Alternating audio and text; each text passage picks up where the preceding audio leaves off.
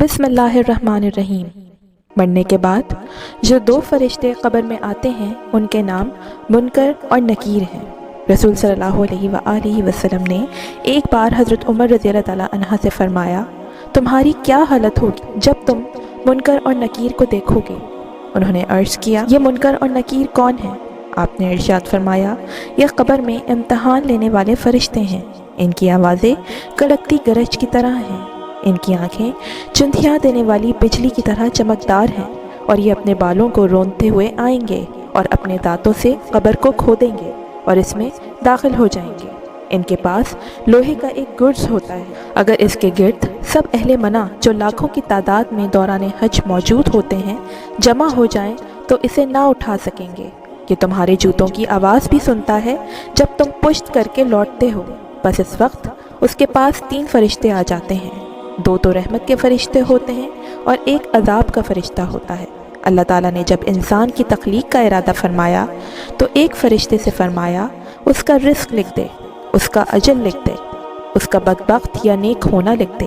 اس کے لکھنے کے بعد یہ فرشتہ چلا جاتا ہے تو حق تعالیٰ ایک اور فرشتہ بھیجتے ہیں جو اس کی حفاظت کرتا ہے یہاں تک کہ وہ جوان ہو جائے، پھر یہ فرشتہ بھی چلا جاتا ہے۔ اس کے بعد اللہ تعالیٰ اس پر 2 فرشتے مقرر کر دیتے ہیں جو اس کی نیکیاں اور برائیاں لکھتے ہیں۔ پھر جب اسے موت پیش آتی ہے تو یہ دونوں فرشتے بھی چلے جاتے ہیں اور موت کا فرشتہ آ جاتا ہے تاکہ اس کی روح قبض کرے۔ موت واقع ہونے کے بعد جب وہ قبر میں پہنچتا ہے تو اس کے جسم میں روح لوٹا دی جاتی ہے اور اس کے پاس قبر کے 2 فرشتے آ جاتے ہیں جو اس کا امتحان لیتے ہیں، یعنی منکر نکیر، سوال و جواب کرتے ہیں۔ جب قیامت قائم ہوگی تو اس پر نیکیوں اور برائیوں کے دونوں فرشتے اتریں گے اور اس کا نامہ اعمال کھول کر اس کی گردن میں باندھ دیں گے، پھر اس کے ساتھ خدا کے روبرو پیش ہوں گے۔ ایک اس کے چلانے والا ہوگا اور ایک نگران ہوگا۔ پھر آپ نے ارشاد فرمایا، بلا شبہ تمہارے سامنے ایک بہت بڑا مرحلہ پیش آنے والا ہے جو تمہارے بس کا نہیں، بس خدا عظیم سے مدد مانگو، اس کی مدد سے یہ مرحلہ طے ہو سکتا ہے۔ منکر نکیر کی شکل و صورت اور قبر کی وحشت۔ رسول صلی اللہ علیہ وآلہ وسلم نے ایک اور جگہ ارشاد فرمایا، اے عمر رضی اللہ تعالیٰ عنہ، تیری کیا حالت ہوگی جب تجھے زمین میں دفن کیا جائے گا اور تیرے لیے 3 ہاتھ کا گڑھا کھودا جائے گا اور 2 ہاتھ ایک بالش ناپی جائے گی۔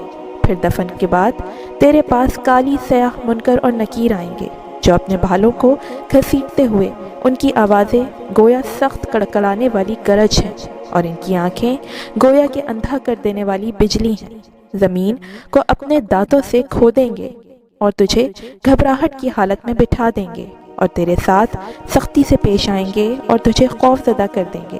حضرت عمر رضی اللہ تعالیٰ عنہ نے عرض کیا، حضور صلی اللہ علیہ وآلہ وسلم، میں اس دن اسی ایمان کی حالت میں ہوں گا جس پر اب ہوں؟ آپ صلی اللہ علیہ وآلہ وسلم نے فرمایا، ہاں اسی حالت پر ہوگے۔ تو عرض کیا، حضور میں خدا کے حکم سے ان دونوں کو کافی ہو جاؤں گا۔ حضرت ابو ہریرہ رضی اللہ تعالیٰ عنہ فرماتے ہیں کہ ہم رسول اکرم صلی اللہ علیہ وآلہ وسلم کے ساتھ ایک جنازے میں شریک ہوئے۔ جب آپ اس کے دفن سے فارغ ہوئے اور لوگ واپس جا رہے تھے تو آپ نے فرمایا، یہ اس وقت تمہارے جوتوں کی کھسکھساہٹ سن رہا ہے۔ اس کے پاس منکر اور نکیر آئے ہیں جن کی آنکھیں تانبے کی دیگوں جیسی بڑی اور خوفناک ہیں، ان کی داڑھی بیل کے سینگوں جیسی بڑی اور خوفناک ہیں اور ان کی آوازیں بادل کی گرج جیسی خطرناک ہیں۔